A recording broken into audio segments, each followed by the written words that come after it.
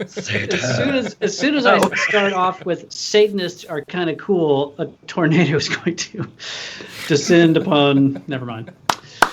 Welcome everybody. I believe we're live. We are live. Hey America. Sorry, we have so much going on these days. So many different things, and trying to get What's going on these days? We're trying to get captioning. We're trying to get audio. We're trying to get video. Doggy. We're trying to get into outer space. If you're me or Evan. Yes, Evan and Allison are outer space in it. We made it. Let's do a little sound check just in case. Can everyone hear everyone? I can hear you. Mm-hmm. Can you hear me? I can hear you. I can we hear AK? all. Okay, great. Now can everyone hear us? Jesse says, hearing is Everyone happening. sounds good. Hearing is happening. Hearing Yay. is Great. caring. I love to hear. Now, AK, let's ditch that whole Satan conversation. Okay, fine. For what? Wait, what? I said, take away all my fun. Okay, sorry. Well, we'll come back to it. You know, there's never a bad time to talk about Satan, as far as I'm concerned. Yeah. No. Just before we went live, we were talking about how you had recently taken a course on doing exactly this. Tell Yeah, no, not a course, but I, as continuing education advancement, follow a lot of social media manager groups just to make sure that I'm getting all of those best practices and I'm, as sharp in my game as I can be. And so there was a live broadcast all about how to go live, like what we're doing here. And the number one most asked question was, do I have to wear makeup? From the ladies or the fellas? Well, yeah, and the guys then wanted to know, like, do I have to shave? It was a lot of like pandemic related, like I haven't had a haircut in a while. Is it okay to go live? Yeah. So I just want to say thank you. Well, that has never crossed my mind. Never once have I, been afraid to go live with you guys because my hair looks bad. So I say thanks. Because your hair never looks bad. Yeah, sure. Yeah. There it is. It's time. Your hair looks fabulous. I don't know. I mean, it's a really, really awesome gradient. Thank you. I think it's super on point. Great. And you've clearly, combed your hair or brushed it. So you're practicing self-care. I will say this. Now, today I did actually do a little bit of grooming, probably not enough. But, like fellas, if you have a beard, you start to get the overhang where it gets onto your lip and it feels really bad. So you got to get rid of that. So I did that for you guys. But I also want you and Matt to know that I also I break out the Crest mouthwash and clean my mouth before we speak, even though you can't smell my breath. I feel like I just showing you that respect, and I try to look a little less horrible. I have not cut my hair in 3 months now, so I just put it back behind my headphones and hope for the best. But I say yes to grooming, and for ladies, I think makeup is an optional thing. It's whether or not you're into it. I enjoy wearing makeup. My wife, I don't feel like I have to. More. Right. Oh, well, that's as it should be. Right. Elise, man, she I don't think anything brings her more joy than makeup. Mm-hmm. So that's her thing. Brother? Yes. Hey, Matt. I also shaved. Yeah. Yeah. You're looking very clean shaven. We're trying to give 100% for you guys. Yeah. We're so happy that we have Christina out in the house. We have Johanna. And that's Johanna, you've got tech. Are you using this 1 hour break that you have to join us? That's very special. Jesse's here. Our friend Nate is here. I'll talk about Nate in a second. He's been my pal this week. Miriam. Thanks for coming, you guys. Nate says my audio is way out of sync. I don't know how to rectify that problem. Everything actually looks super out of sync to me, like my Skype playback window and everything else. Everything's kind of lagging behind, so it's difficult for me to monitor that. So I'd say just trust in the Dark Lord that it's all going to work out. You guys, we're sorry. I think we've all kind of had a week and a half, and we are a little punchy, a little crazy. Lots of tech things. Lots of, Allison has had tech issues today. Mm-hmm. Yeah, we could actually do a webinar on how to do this, which I guess is exactly what AK had been doing, but this week and last week, it's kind of amazing how much it actually goes into being able to do this with 3 people simultaneously on Facebook. So much so that it's one of those things, and I've never done it, so I have no idea what Matt's doing. He's the wizard behind the curtain, and but it seems like one of those things where you do it and then you don't do it again for another week, and you have completely forgotten all the buttons you're supposed to do. It just takes, and maybe you have to do it every single day to finally make it muscle memory. But it's technology. It's true, and the other part of it is that for this this Friday Melee that we've been calling it, for this, I have been adding one thing every single week. Allison added something last week. We added a different sound. This week, if you go to webcaptioner.com, and I'm putting the link in again, you can follow along with captions. Let's see, does that work? Does that go to the comments? Okay, maybe. It's like juggling, but with something else. What? Yeah. Yeah, but one-handed juggling. We are trying to caption for anybody who would like to have captions. If you are a person who is deaf or hard of hearing or have ADHD, they are not perfect captions. You just don't want to listen to our voices? Yeah, there's that. Okay. I know. Cool. Okay. And brother, I know that we need to keep this timely for you because you are also in the midst of teching a show right now, and you will need to get back to it. Yeah. Well, yeah. So, and we've talked about this show previously last week, but briefly, you want to tell people what you're doing?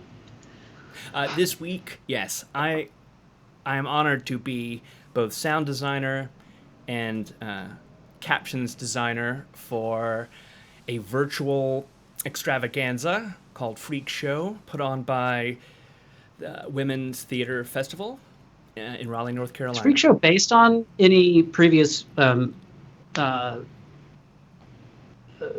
or any other intellectual property? You already stumped me. We're only 15 minutes in. I don't know, actually. Johanna! Cool. Johanna would know. Yeah. Johanna! We have the executive director the artistic director of the company in the comments today, in the group today. I'm assuming it does involve circus sideshow performers. Specifically freaks, yes. It's a sort of a tender story about that aspect of the circus. And, yeah. I as brother, as you may remember, I used to have a deep fascination with circus sideshows and freaks. And some people may find that word to be offensive, but for those who considered themselves freaks, and this is early 1900s up to the 40s, maybe even 50s, those performers were actually the most respected in their community because they made the most money. And there's a really fascinating history about all of that. And if you're curious at all, man, I encourage anyone to go down that rabbit hole. It is super interesting. And of course, probably the best place to start is by watching Freak Show. Yeah. coming to a computer near you. Near you. Really yes. close. Really soon. So And today's when Tech. when is that happening? It is happening basically next week and the week after. Right. So Okay. next Cool. week. Well, Yeah. we'll be tuning in because I'm down. I'm down with Yeah. that stuff. I can't wait to see. So I've been writing music all day, which is fun. Cool. Circusy music. It's very circusy. Yeah. Circastic. Yeah. Cool. And that's going to be fun. Allison doesn't like the circus because she doesn't like clowns. Now you're just making stuff up. When have I ever told you that? I'm just making stuff up. I don't like the treatment of animals associated with most modern day circuses. So I could get on a soapbox there for a second. But for what we're talking about right here, totally kosher. Okay. Okay. Cool. Let's see. We have Shannon, so we have Vivian out there. Hi, Viv. Vivian. In the house. And Amy and Meg are also here. Thank you, guys. Yeah.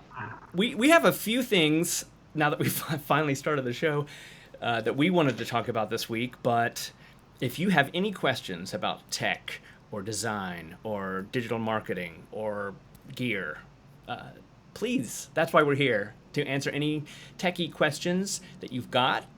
We're here for you. So thanks for coming. Yeah. So some of the things that we're going to talk about as we do this week to week will be like we've been doing, answering questions that you have. Hopefully we can solve them in the moment. If not, you can always message us and we can try to help you work it out offline, as it were. But sometimes we're also going to dive into very industry specific stuff, things that we deal with. So if you are in any of these industries, hopefully you'll find this helpful. Or if you know anybody who is a developer in marketing or a designer or whatever, and you think they might be interested, let them know, because we would love to have their perspective as well as kind of share ours. So one of the things that we were going to talk about this week was vetting clients, new clients. How do how do different people deal with that? What are people's attitudes around that? Because it's important, I think, for the client to vet you, of course. I mean, that's kind of the number one thing. And I think the way that most people frame it, but from the vendor side of things, you also have to vet them and make sure that they are going to be a good fit for you and that you are going to be a good fit for them. Right. So this is something that the three of us have been kind of dealing with and thinking about this week. So we figured we'd just bring it up and talk about our own process, what we look for, potential red flags, and green flags, checkered flags. What's the opposite of a red flag? Happy checkered flags. sounds good. I think green. Happy flags. Sure. So let's start it off. AK, what do you look for in a client? The other thing I was going to share before we fully dive into this is that our relationship, the three of us started. I mean, the two of y'all started because you're brothers, but I was actually one of your clients. Yes. Oh, that's true. And we realized, and you were a fantastic client. Like I'm not ashamed to say it live. And y'all were fantastic designer developers, and it was a good harmonious thing. And we loved it, and we decided to keep working together, and that's how this started. So for me personally, when I'm just talking about AK Shouts and my kind of solo endeavors, I've broken my pricing down into three structures. So I have a nonprofit rate, I have a small business rate, and then I have a corporate rate. And when we talk about my business development, who I'm going after, I tend to go after corporations who need me. Just because a lot of small businesses may not have the bandwidth or the budget to work with me, and may not need my services quite in the same way. So that's usually where I start, is kind of how big is your company and what are your goals in terms of hiring a social media manager or an email marketing manager. I'm more of an augmenter, than a standalone service. Yeah. AK's so smart. Have you guys noticed yet that she is way smarter than Matt and me? That's not true. We have to go over this every week. And I I've don't. I'm noticed not that a saying lot. that as if that should be a surprise to anyone. It's Oh, Lord. clearly not. Lord. But I'm just always really impressed. I'm like, oh yeah, man, God, AK's so smart. Yeah, Thank God, that's true. she's on our team, Yeah. and not against us, working Not against us. against you. We're all in this together. Okay, cool. It's Great. yeah. So what are some red flags that you I mean, no one's really looking for red flags in a client, Right. I don't think, right? But you see them, you notice them. You're like, ay, ay, ay, ay, ay, ay. Like when they're stealing your mail, they come to your Yeah. house before you're When even they working spray together. graffiti on my front door and call They're me in your things. shower. Yeah. Yeah. That You know, you It's come got weird. home from, It's I got guess weird. now in the pandemic, you just went outside to the backyard or whatever, and you come back inside and they're just standing in your shower. It's a red flag. Terrible. Now, what happens when you what do you look for when that happens? Usually I just try and be completely honest, but in a professional and tactful way if I don't think that they're going to be a good fit for me. A lot of times that just starts by me throwing out what my baseline costs are and letting them self-select themselves out of my pool. That tends to work out pretty well. So usually if I say, well, my minimum hours, my minimum threshold that I'll be able to bill you is either X per week or X per month. A lot of times I just never hear from them again if that's over and above what they are choosing to deal with. I also usually ask, or if I don't know, I try and make sure that I'm talking with the right person. So as a marketing manager, I work with a lot of project managers. I work with a lot of C-level, directors of marketing, things like that. So if somebody who's kind of like I'm not picking on anybody, but a lower level manager, an intern, something like that, I might want to just make sure I'm talking to the right person in the organization who can actually make the decisions first. A punk. Yeah, don't want to talk to this punk. Some punk. It's just like they're vetting me, but to kind of move to the next level, I'll honey, is your mommy home? No, I don't ever say that. I'm kidding. Aw. Unless it's actually a child. In the shower. Until Oh, okay. Wait, sorry. No, that went wrong. That's on Sorry. the internet. Now that's Back- on the internet back- forever. back. Oh boy. Oh boy. Anyway. but yeah, yeah. I pay attention to the business size, and like I said, if it's usually like a sole proprietor, I'll try and let themselves select themselves out of my care. And that Okay. happens. And That sounds so. That sounds so empowered for them.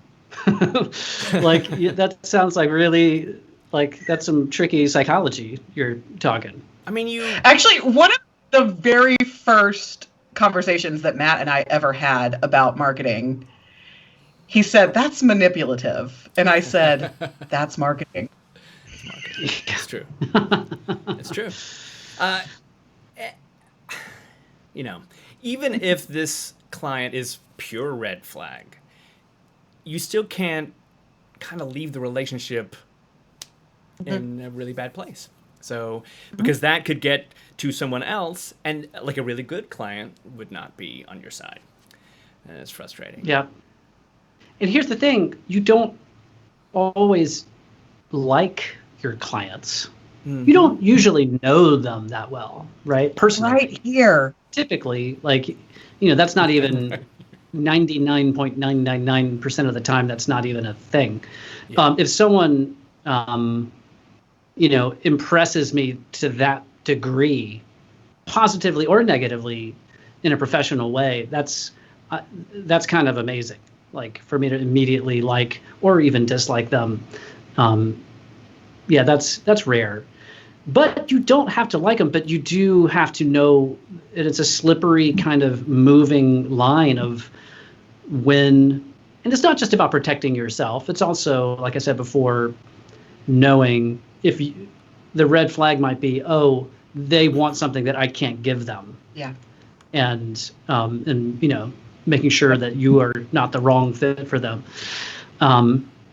Yeah, brother, what about you? What's your favorite thing about clients, a potential new client? What do you love and what do you look for? I look for. It's not that it's not that I am friends with every client, but I do look for working with somebody creatively that I don't mind hanging out with, right? Like, we obviously have had situations, Allison being one of them, where we have this much closer relationship after working together, and that's kind of a dream situation, of course. But just seeing somebody's company grow for the better, possibly directly connected to something that you've done, is just an amazing feeling. And if they're happy and you're happy and there's excitement all around, then that's definitely a good client situation. Yeah, and I think I mean, my first year of freelance, it was kind of, I had to take anything that came my way. Yeah. And then I made a promise to myself at the beginning of this year that I really want to work with people, companies, clients that align with my own core values, characteristics, stuff that, kind of gets me excited, and stuff like that too. So I think that's a really good point, Matt. And you get to choose, you get to be picky, more picky as you go, which is nice. So if you're just starting out and you're in a client-based job, and you are, to survive, picking clients, and they are not, people that you necessarily want to work with forever, stick with it a little bit, because you will be able to pick and choose and say, sorry, I don't think it's going to work out. And then better and better clients, more and more fun, I think. Yeah. One of the best pieces of advice I've ever seen is be a client yourself. If you are a freelancer, if you are a vendor, become a client so that you get to work with somebody professionally on that level, and your eyes will be opened a lot. And it's different even still, because 9 times out of 10, most clients, they don't understand what it is that you do and what the work looks like, how much time goes into it. They know their business, right? And that's what they need to know. And sometimes there's some overlay, and that's great. Those are like the best clients, the ones who know what it is that you're doing, and they really have a strong understanding and a realistic expectation of how long it's going to take. That's great. So I was going to say real quick, Miriam, Victoria Joy has a great comment. Sensitive to the Groupon effect. If folks are looking for a deal versus recognizing paying for talent, that's a red flag for sure. That is, yeah, and that's really tricky too. Because that's okay to look for a deal, right? Yeah. Like every red-blooded American is looking for something on sale, right? Like that's okay. Yeah. But the key there is versus recognizing paying for talent. And there's actually a lot of layers just in that. And what you look for as a developer, as a designer, as a marketer, really whatever it is that you're doing, you get to, you're trying to ascertain what is their budget, and then how much respect do they have for their own brand? What is the message they want to put across? How well do they want to execute on this awesome idea that they have and this voice that they are trying to own? And if they're trying to kind of, there's nothing wrong with trying to get the most bang for your buck, but if you're trying to skate by, there is a difference. So it kind of tangentially to that.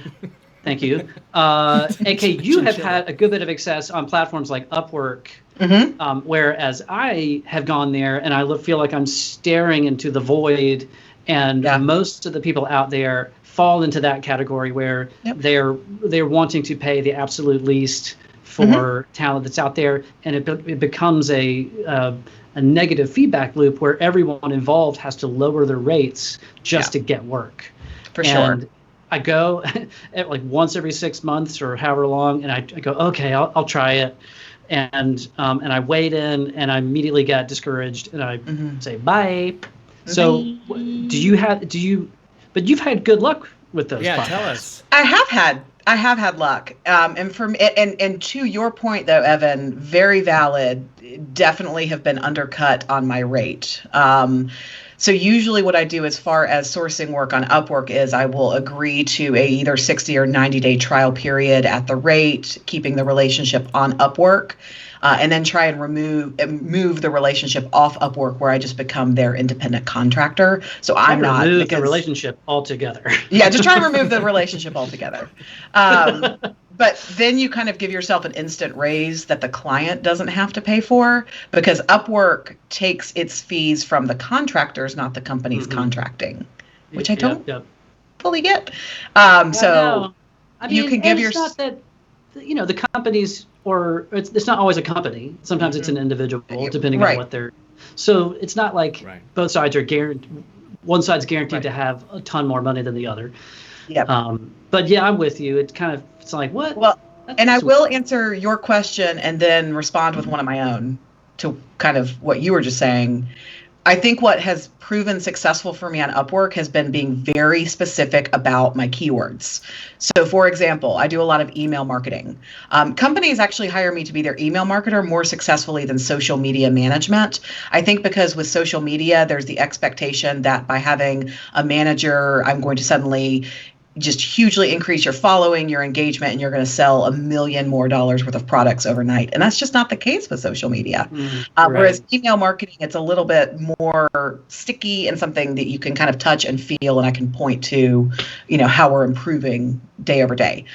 So on Upwork, I'm very specific with my keywords. So yes, I have digital marketer, email marketing, but then I also list the specific platforms that I'm an expert or at least proficient at.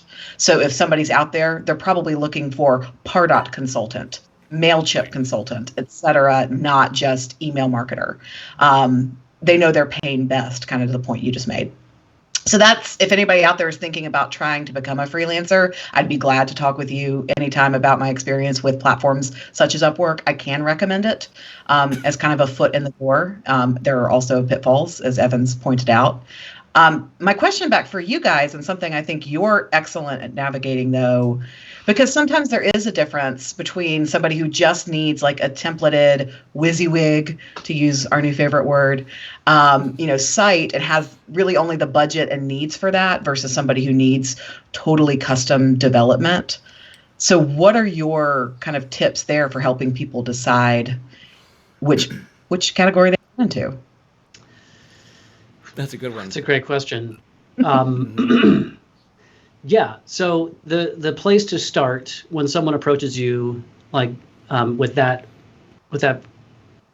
particular problem or that challenge, is to identify a few different things. Number one, what is their budget? Because that is going to, be the bottom line.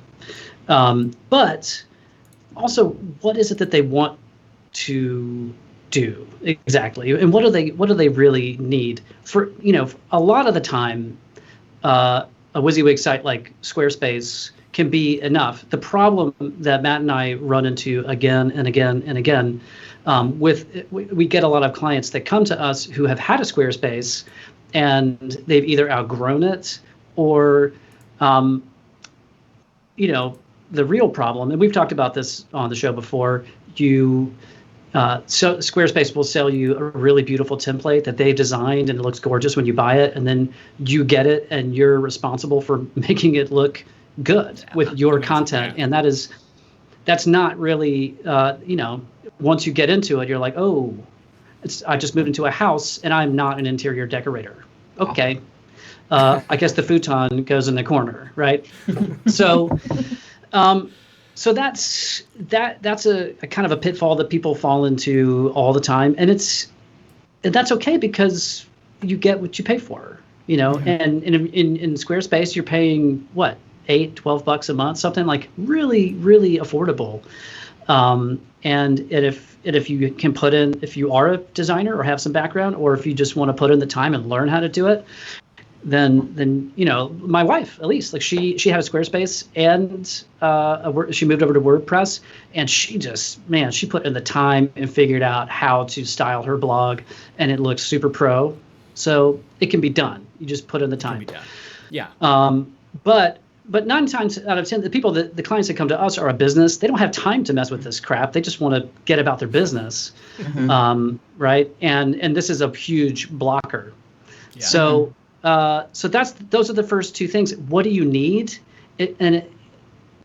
Ultimately, you're going to bump up against something either from a visual design perspective, from a branding, and like your brand's voice, and you're like, oh, my site just feels like a template. And I could go elsewhere and see a template with a different skin, but it's the same template. Oh, there's that problem. Or this site won't do what I need it to do.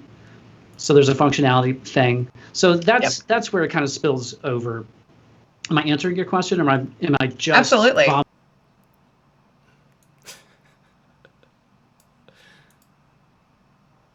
You have to justify, right? People expect, because they can go on Squarespace, Wix, whatever, and get a website up and running, to your point, for under $500 for the template, for $8 to $20 a month hosting. So having to justify that, what's the difference, and helping people understand there's an education aspect of all of this. So yeah, you did answer.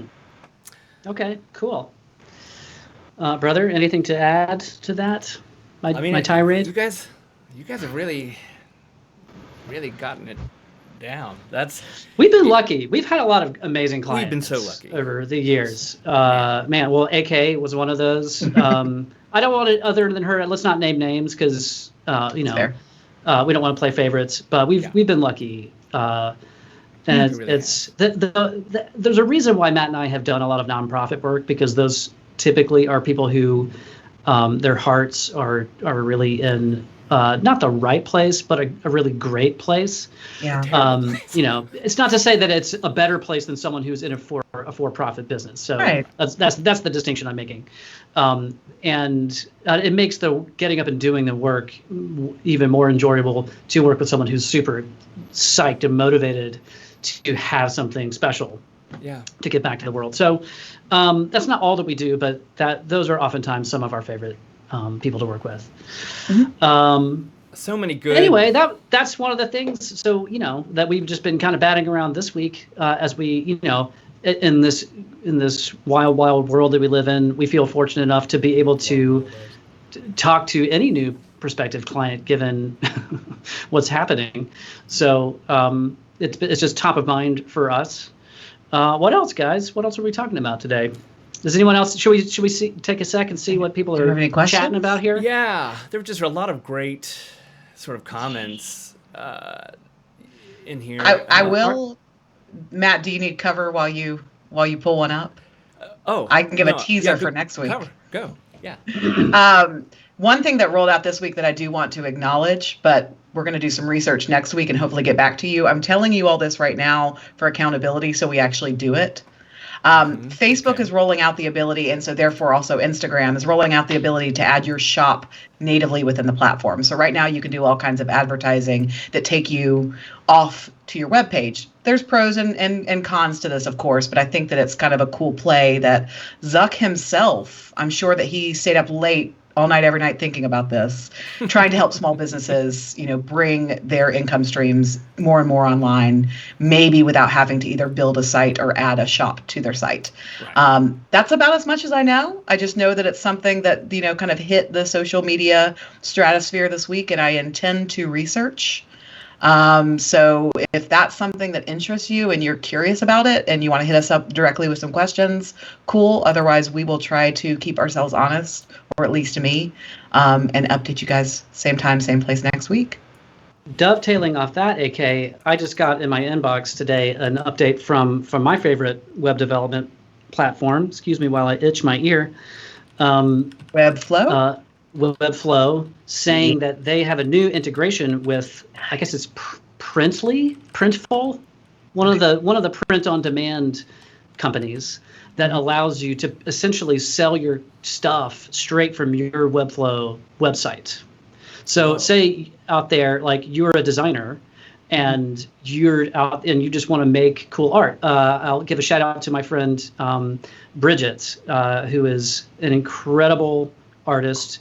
I've been sharing her work all week. She's a comics artist out of Charlotte, actually, and she's already kind of on the rise, but is going to only get bigger and bigger and bigger. She's been doing a really cool werewolf series from pop culture, and I just thought, oh man, if she's not on Redbubble or whatever, slapping this on a T-shirt, she better get stepping immediately. So if say you're Bridget and you're like, oh, I've got a Printful account, I want to sell it, but I want to keep it in house I have a website and I want to do that, or I want to build a website.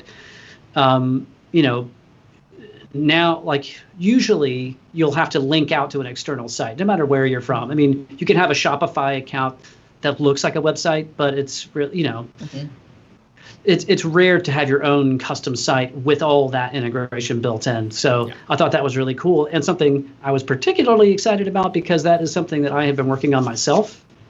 And we'll talk about this more in the future, but it's been a pet project of mine to have designs to just put up, and if anybody wants to wear a T-shirt or now a pandemic mask or a button or whatever, then they can just go and find it. So anyway, that's the internet is just to reinforce your idea that the internet is opening up to try to help people find new ways to make that cash. And we will be sporting some of these T-shirts very soon. Yeah, we'll shout about it. We'll crow about it when the time is right. Exactly like that. Yeah. What else, you guys? What else? Yeah. I'm just gonna say real quick about if anybody had a specific question. Yes. People are saying good. Report back on that FB thing there, Allison. So, just kidding. I'm kind of proud of myself this week, but beyond getting to do some sound design and some caption design for a very, very cool new artistic endeavor. But I also, in my spare time, have been putting together a computer, my first computer. Oh yeah. Why are you the way you are? You've been building an actual computer. Are you building is a PC or a Hackintosh? It will be both. It will be what they call dual boot, and I will have Windows and hopefully Macintosh, Mac OS on the other side. Yeah. I am a Mac user. I'm not gonna. I've just never. You guys thought we weren't going to get that nerdy on this episode, but guess what? We are. Here it is. So you are physically building, like putting the components together now. You've ordered everything, and you're just like playing Legos, or what does that actually look like? Yeah. So right before this, I have to thank our dear friend Nathan Barris, because we got on Zoom. And he was kind of like in command. Like, what do they call it in Spider-Man? The guy in the chair. The guy in the chair. Yeah, the guy in the chair. And he was sort of directing me. And I watched plenty of videos. You have to, because it's an involved project. But I got all the pieces, case, CPU, graphics card, wireless card. CPU, the cooler to cool down the CPU, fans. Right, like do you have to buy a fan? You have to buy fans separately? Yeah. Fans, yep. Plural. Fans. Okay. Yeah, RAM, all the things that you need. Power, of course, power supply. And bit by bit, piece by piece. The motherboard, of course, the biggest part. And you kind of just plug things in. You're buying it from different places, like getting the best deal at different sites on the interwebs or the dark web, or you're like, oh, I'm on Amazon and Amazon suggested these different components, so I'll just get all those. Yes. That's how I would do it. So the reason that people do this is that it is probably, if you're smart, if you kind of do your research and so on, it is the cheapest way to build a supercomputer, right? Like faster than any laptop that you would buy just off the shelf, faster than any, desktop that you'd buy off the shelf, because you can really get it to do exactly what you need. Are you a designer? Are you a video editor? Then you need a graphics card that can handle that. Do you game? So on and so forth. So like a build can be, so many different things. So if you are just recording audio, you don't really need a graphics card. If you're not going to touch video, then you could save $300. Anyway, $50, $300 on a graphics card. And so you kind of piece it together. It's the first time I've ever done this. It's not for the faint of heart, I don't think. I mean, I think the second one that I build in the future, easier. But like the first time of anything, it's like a lot of little bits. I had to put on my reading glasses, a lot of like little screws to unscrew and re-screw. But the thing is, right before this, I turned it on and we got to the BIOS. So far, all is What? I don't know what that means, but it's great news, right? Yeah, it's great news. It means I don't know. that I I put don't know what that things means together either. and things turned on. So then, when they have the BIOS, then you start installing the operating system, so Windows or Mac OS, and that's going to be difficult. That's just going to be difficult. But Yeah. I'm as a Hackintosh, it's going to run whatever Mac OS you want, but it's not going to do all the fun talking to your iPhone and all that connectivity that It should. makes Macs. So it should. It should. Yeah. Ah. I Unless have it been doesn't. researching this for so long, and there are some heroes on the internet now. One is named Morgonaut, and then one is Technoli. These are people who have YouTube channels, and they just hack PCs to run Mac OS, and It's like working on cars. it's exactly For like them. that, with Yeah. tiny little pieces. Yeah. But it is. I mean, And it's what happens when you get done and you've got the one piece, the one screw? Like, oh god, well, bless here it America. is. Here it is, right? No. Oh, yeah, that's right. Topical. Oh boy.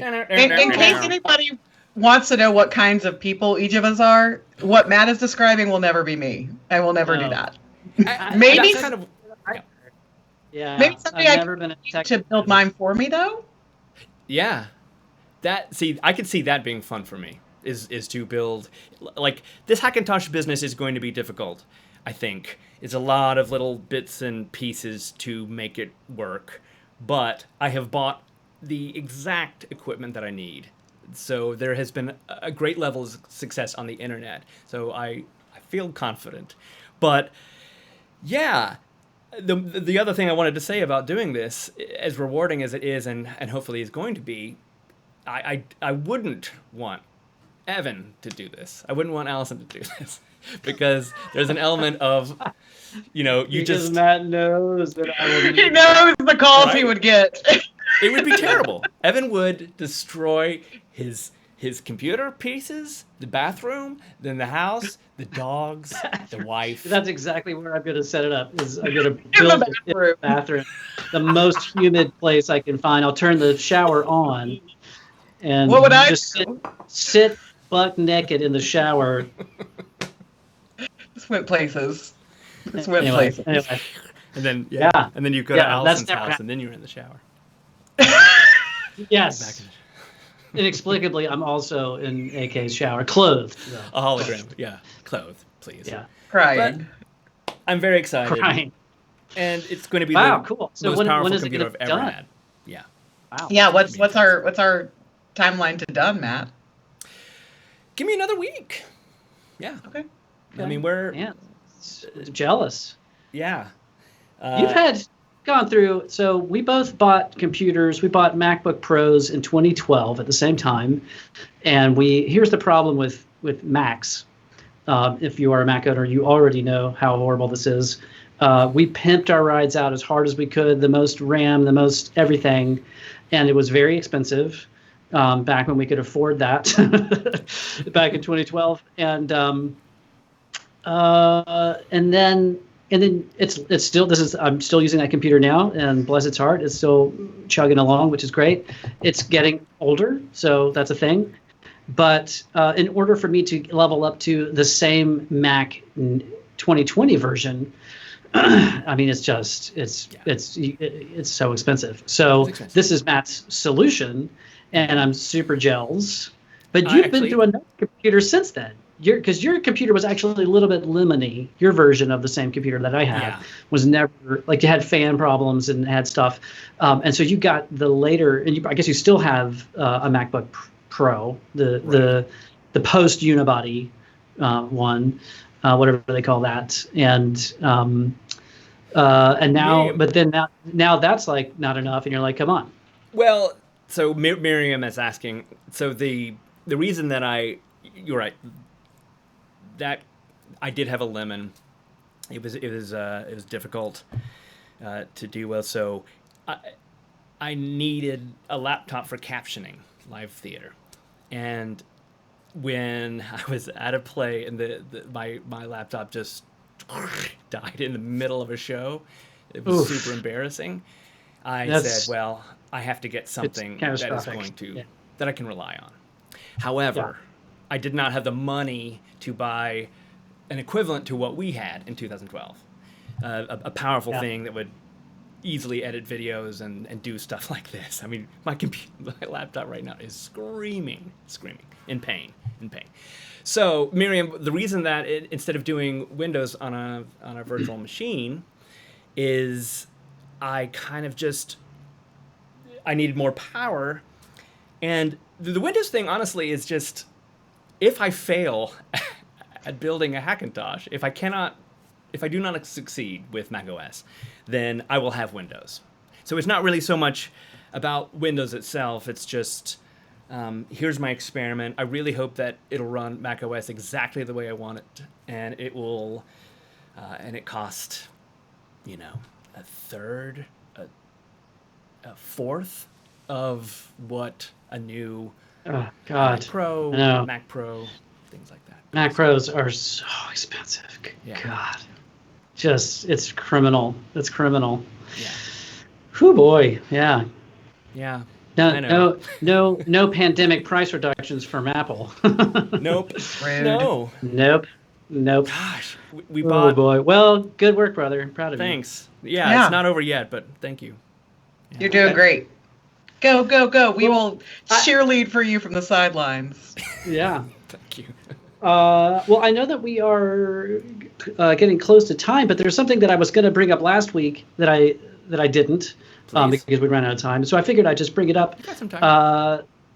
Something that I have that I wanted to put out there. If you are a designer and you are here with us in the chat room, or if you're just interested in design, or maybe you don't even have to be a designer. Maybe this can apply to your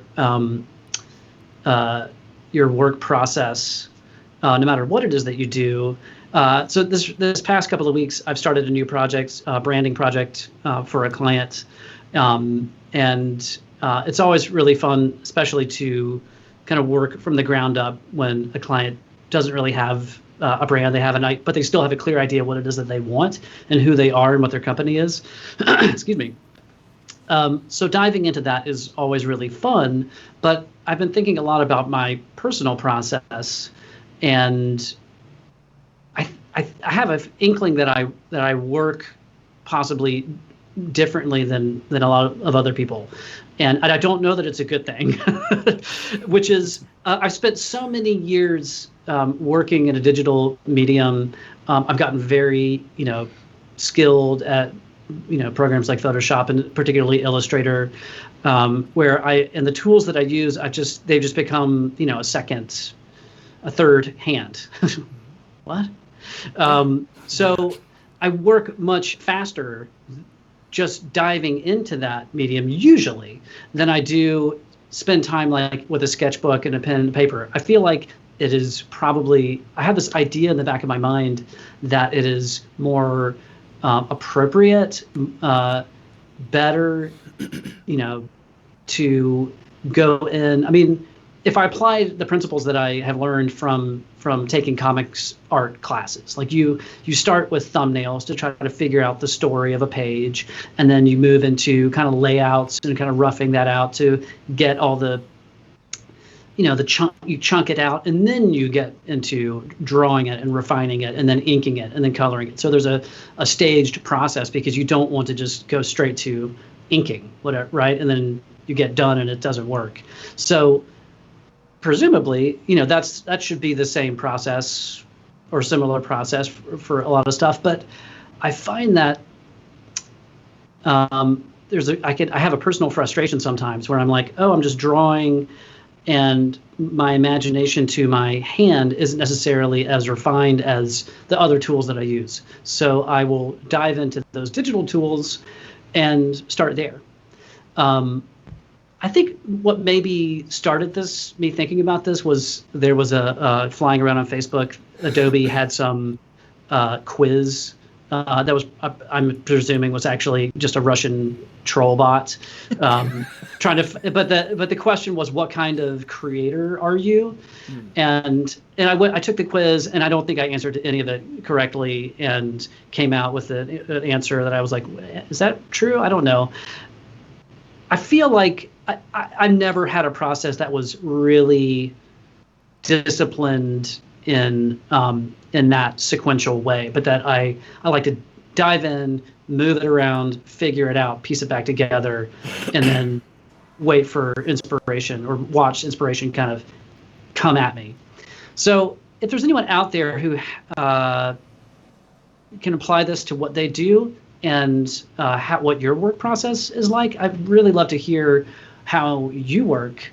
What feels good to you, if it's super methodical, if it's a little bit more wild and chaotic, where you fall, and if I should feel good or bad about myself. Because of a Russian bot. Because of a Russian bot. So that's the thing that's been on my mind. Yeah. Yeah. I don't know that we have a ton of designers here in our chat, at least not yet. But if you certainly know anybody, please invite them, because we like for this to be a conversation as much as just us talking about ourselves. For sure. So nobody wants to hear that. What? Nobody wants to hear about you, Evan. Oh. Oh, that's True. not entirely what I meant. Never mind. That's true. I always interesting. love I hearing love that. what you think. You And do? I love that, and it's always interesting to me. Sorry. It's always interesting to me how different you and I are, as far as Yeah. the way that we work, the way that we think. And I know that there are things that I really wish I could do that you just so easily to you, and I just drive you nuts. But Well, there's sure. I feel We're like there's bros. things. We're bros. That's just Yeah. comes with the territory. Well, sure. But But I would say you're definitely much more of a methodical person. You have a step-by-step approach, typically. Even growing up, you liked to read. You like to read and follow directions when putting together a toy or learning a game like D&D. First mention of D&D, 1 minute past our quitting time, so we made it pretty far this time before we brought it up. And I've never been that guy, right? I don't think I really read. I'm not sure I could read until much later in life. Yeah, just like a couple of years ago. But I think that's but that's cool, because to find a partner and to realize that there are things I just can't do well, and that's okay. I think that's also part of, and I'm sure we've talked about this plenty, but how you and I work really well together. And then Allison brings her own completely different thing. I don't know Agent of chaos. Well, no, I think you're No. AK has her shit on lock. Yeah. Her game is tight. I Just do. saying. I do crack our whip Yeah, you from do. time to time, don't I? And what's interesting to me is that we both, I don't know whether you've been, officially diagnosed, but Oh, I have. yeah, we both share the fact that we have ADHD, and that is, in my mind, both a blessing and sometimes a curse. Sure, but it's interesting to watch you and how you work, and how I see the little systems that you have built that work for you, and I have my own systems that work. Yep. But our systems are different. I love that. They are. They really are.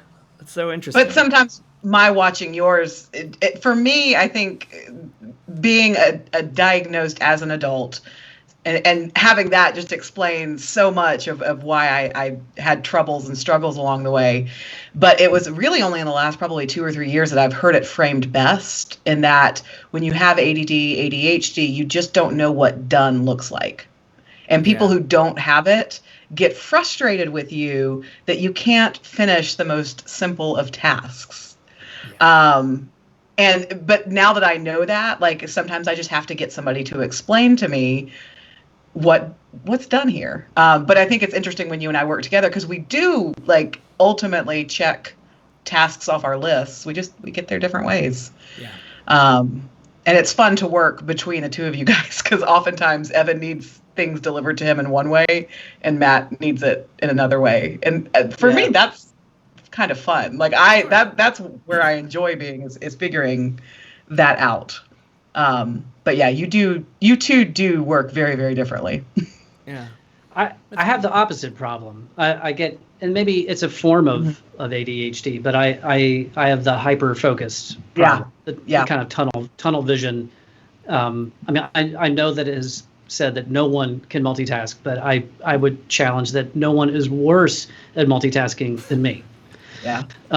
So yeah, I can truly, it's very, very hard for me to do anything other than just one thing at a time.